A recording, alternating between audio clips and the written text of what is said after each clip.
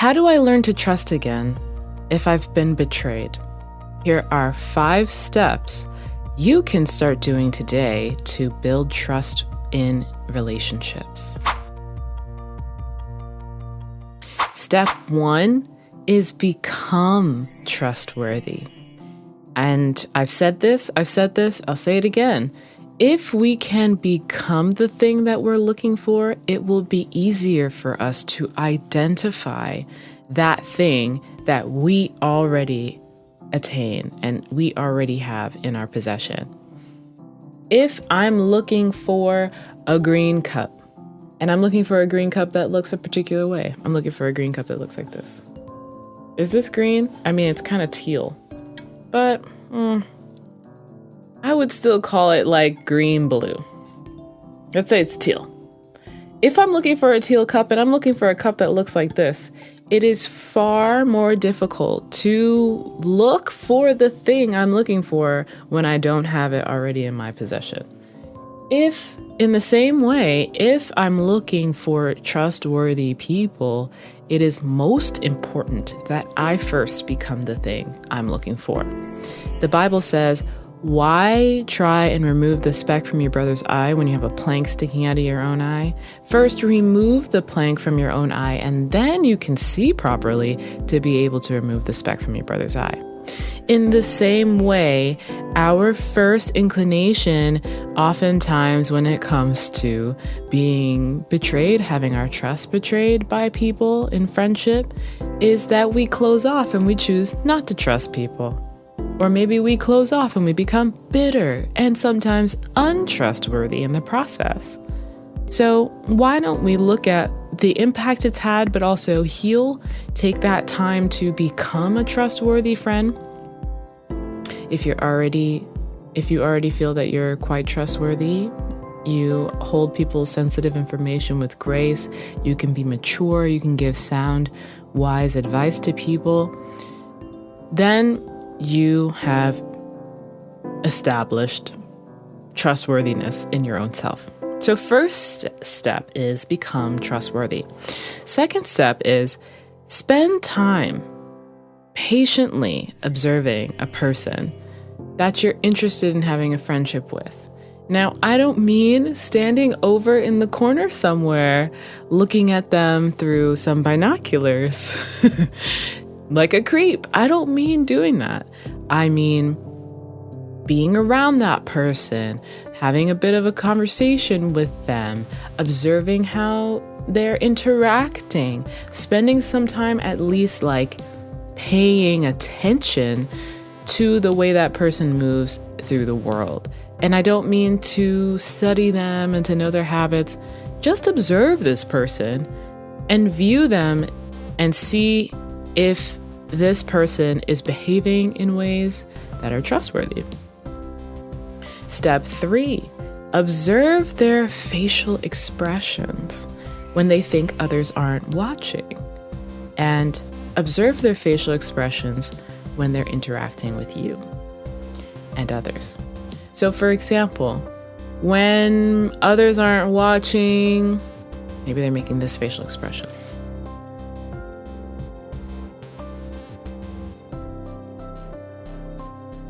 Obviously, nobody really looks like that in public. But say they're making a facial expression that makes you think that they're going through something in their mind, something's going on there. But then when other people show up or when you show up, it changes. It opens up. Or say, for example, they're talking to one person and they're open. And then you show up and they go like this. That tells you a lot. So practically speaking, let's observe this person and not just make assumptions about the people that we're thinking about interacting with on the level of friendship. Step number 4, take note of how much information they choose to share with you versus how much information they seem to attempt to get from you. And the reason why we want to talk about this is because it's important to have mutuality in your relationship. One-sidedness is detrimental to building real trust in a relationship. We want to see some kind of consistency. Every step prior has been about seeing some kind of a pattern, seeing some kind of a sign, something that gives us evidence we can see some consistency in their trustworthiness, lack of trustworthiness. Maybe it's just a weak area. Maybe they're just back and forth in this area. We can have grace, but we want to take note of patterns. So, for example, I had a friend once who would ask me questions about myself, like intimate questions, and I was okay with responding and answering those questions. But when I would ask that person the same questions, the person would give me a one-word answer or would seem very, very uptight about it and wouldn't want to share with me that which I had just previously shared with them. So what I'll say about that is, if you're trying to trust somebody, but they're showing you that they don't trust you, you want to take note of that.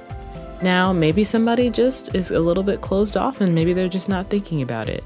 But if someone is having this non-mutual relationship with you where they're getting information from you, but you don't get to really hear much from them because they're closed off about it or they're holding back, that's a sign that you probably don't have the most mutually trustworthy relationship with that person. I wouldn't try to get close with somebody who doesn't trust you.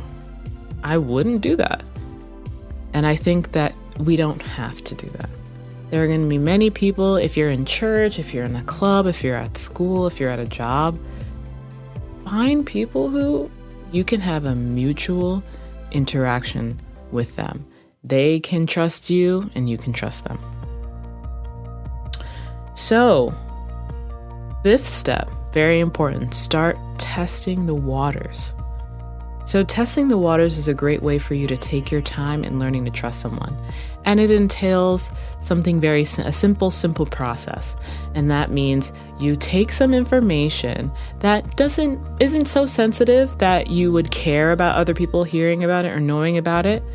And you present it to the person. You try to step out and share it with that person and see how they respond. See how they respond to you sharing something that it's not so sensitive or not so raw that it would really break your heart if that person shared it with someone else. But it's some information that you're not so possessive over. Share it with them and see how they respond. Let it be something where if they responded negatively, or if they responded in a way that was untrustworthy, it wouldn't totally break your heart. Okay?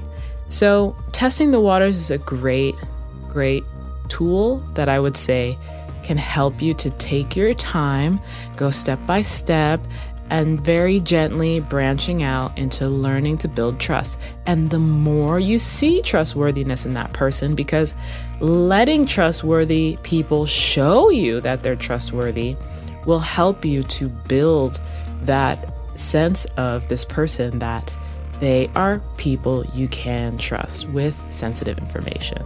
They are people you can ask for their advice, you can ask for their perspective, you can ask for their help. And they have proven to you that they are trustworthy. So we're not just out here blindly following and thinking that people are trustworthy when they're not. Let us be in a position where we can see trustworthiness in people and we have evidence to base our behavior off of. We have evidence that tells us we can trust them.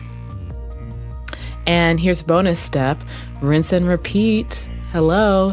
It is very important that we start to kind of see those people around us and pick them out and start to, allow the Lord to lead you as you go about finding those people, building those relationships, and developing community around you. That's what it takes.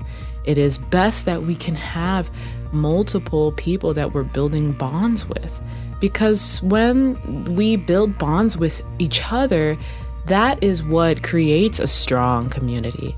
Strong communities stay that way based off of the bonds that each individual person in that community is building with one another. So let's rinse and repeat these steps, and let's get out there and start making friends. Golly, I think that we can do it. And I know you can do it. And I know what it's like. I know that it's hard, but I know you can make it. So get out there and improve yourself, better yourself socially with good, meaningful relationships with trustworthy people. I'll see you in the next video.